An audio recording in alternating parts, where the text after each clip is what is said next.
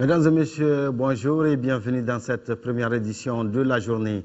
Les parlementaires échangent à l'Assemblée nationale sur le concept de la couverture sanitaire universelle au Mali.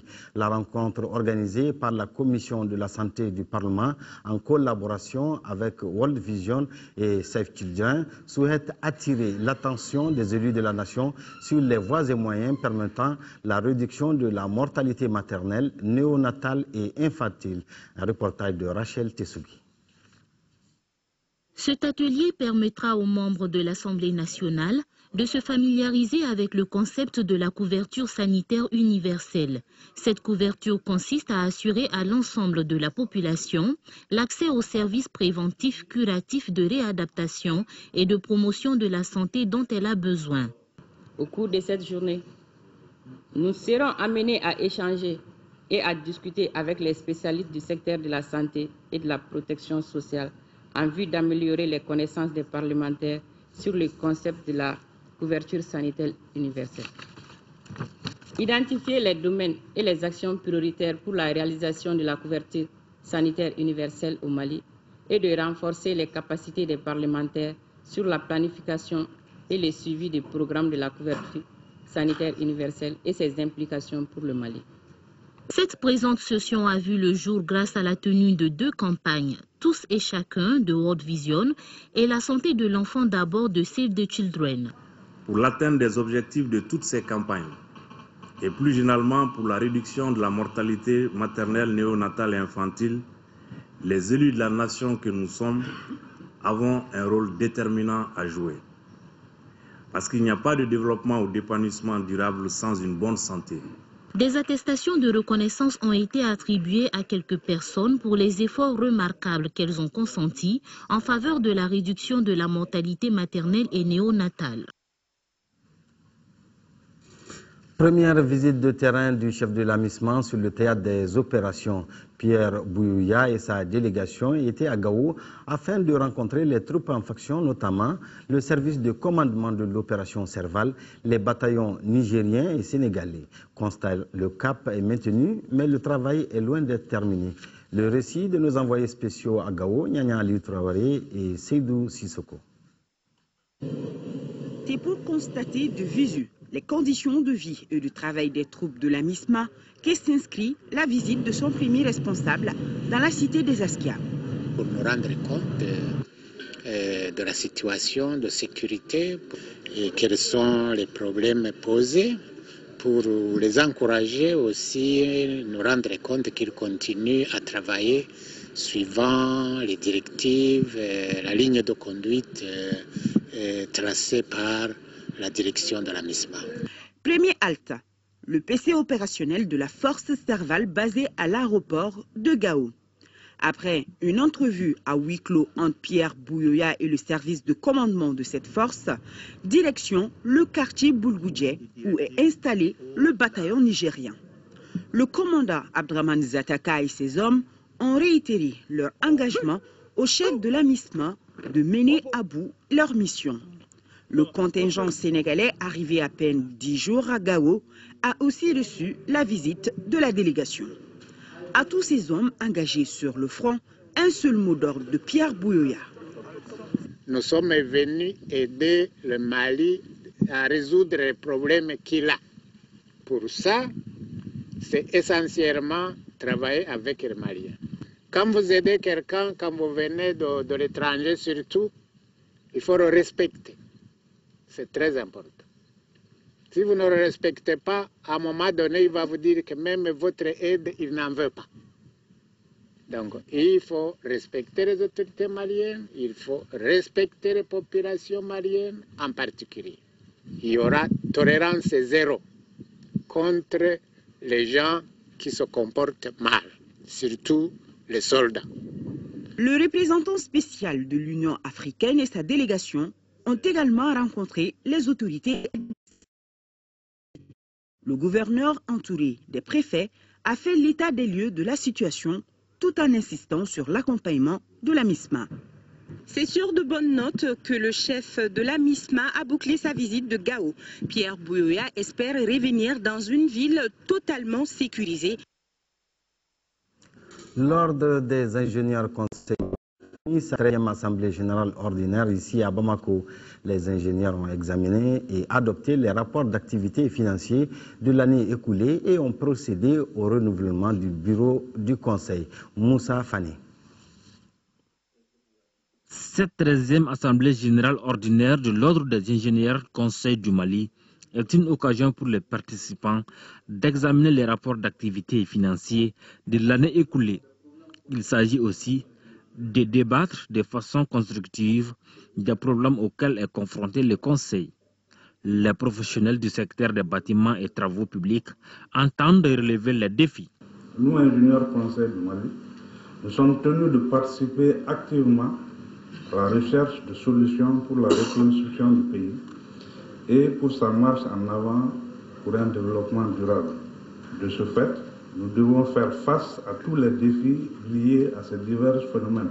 Le ministre de l'Équipement des Transports invite les ingénieurs à se regrouper pour être plus compétitifs. Votre ordre, j'allais dire notre ordre, c'est toujours caractérisé par une volonté ferme et affichée de promouvoir l'ingénierie et de faire face de manière engagée et efficace aux différents défis que notre pays doit relever dans le secteur des bâtiments, des travaux publics.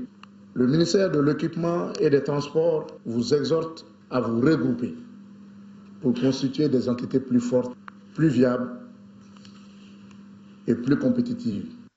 Le renouvellement du bureau de conseil est prévu le samedi prochain. L'association Action Jeunesse pour le Développement, JD de Kati, lance la 2e édition de sa semaine sur la sécurité routière. Une semaine qui sera mise à profit par les jeunes de Kati pour des actions de sensibilisation sur les dangers de la circulation. En reportage, Adama Koulibaly. Le thème choisi pour cette édition, c'est sécurité des piétons. Les jeunes de l'AJD, Action Jeunesse pour le Développement de Kati, estiment que les piétons constituent une couche beaucoup plus exposée aux automobilistes et aux motocyclistes, et que cette couche doit être protégée par les usagers des routes, parmi eux les jeunes surtout, qui ignorent ou qui font semblant d'ignorer toutes les règles de la circulation routière. Ce qu'on dit aux jeunes, roulez un peu doucement, ne cachez pas votre vie. Je vous parle le langage de la vérité. Respectez le piéton qui est à côté. Respectez le code de la route. De la mise en place de cette association de sensibilisation pour les bonnes conduites dans la circulation en 2011 par les jeunes de Kati, selon leurs responsables, le taux d'accident dans la ville de Kati n'est plus comme avant. À la cérémonie de lancement de cette 2e édition, le département des transports était invité. Son représentant a bien apprécié le choix du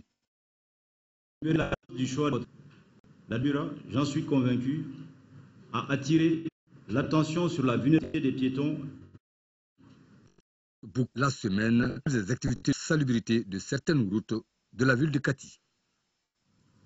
Une mission conjointe, Direction nationale de l'agriculture, Direction générale de la douane et le regroupement des professionnels des produits phytosanitaires CropLife Mali était mardi à Sikasso. Objectif, échanger avec les acteurs impliqués dans la prévention de l'introduction illégale des produits phytosanitaires non homologués. Un reportage de Daouda Diakité.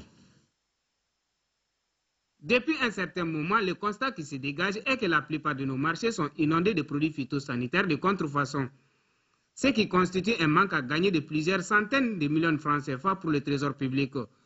Les sociétés et entreprises légalement installées n'y échappent pas à ce phénomène qu'on peut qualifier d'ailleurs de crime. Ainsi, pour inverser cette tendance, la nécessité d'une synergie d'action s'impose. Voilà ce qui justifie cette mission conjointe Direction nationale de l'agriculture, des douanes et du CropLife, groupement des professionnels privés de distribution des produits phytosanitaires du Mali.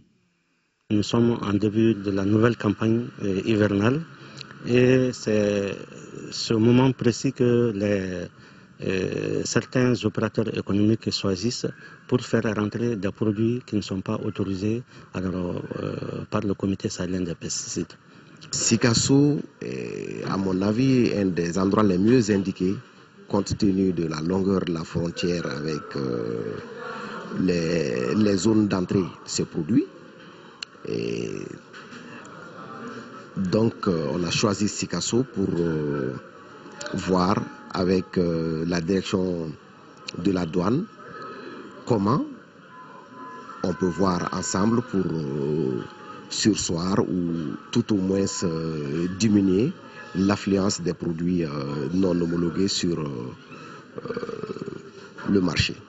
Il s'agit donc à travers ces cadres de poser un diagnostic réel du phénomène de prolifération des produits non homologués, comment limiter ou sinon éradiquer leur introduction dans les territoires.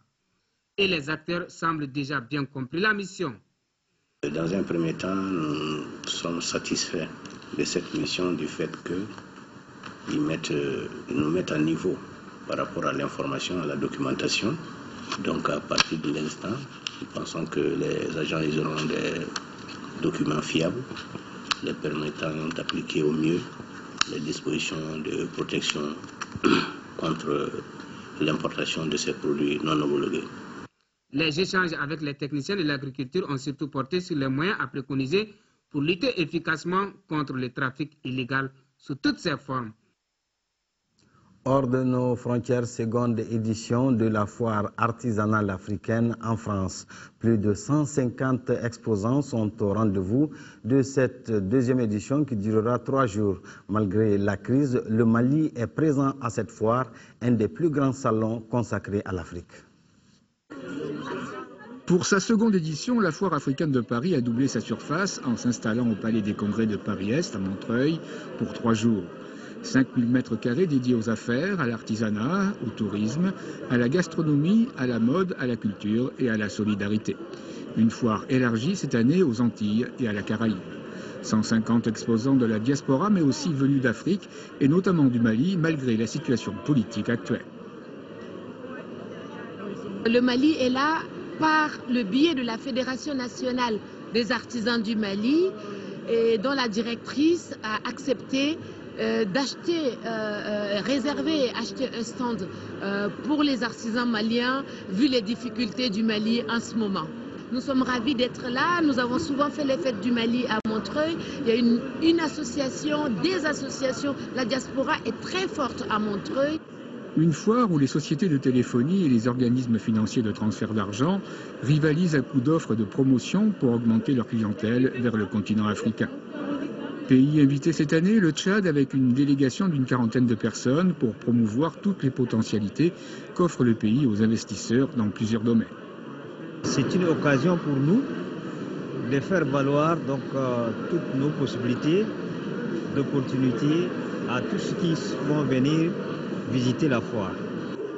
Les organisateurs ambitionnent de faire de cet événement annuel un carrefour à la fois commercial et culturel, l'un des plus grands salons européens consacrés à l'Afrique. La première édition, il y avait 17 000 personnes. On en attend un peu plus, un peu même beaucoup plus, le double moins. C'est pour ça d'ailleurs qu'on a pris cet espace, puisque l'année dernière, on avait dû refuser du monde pour la première édition. Donc l'idée, c'est d'accepter tout le monde cette fois-ci.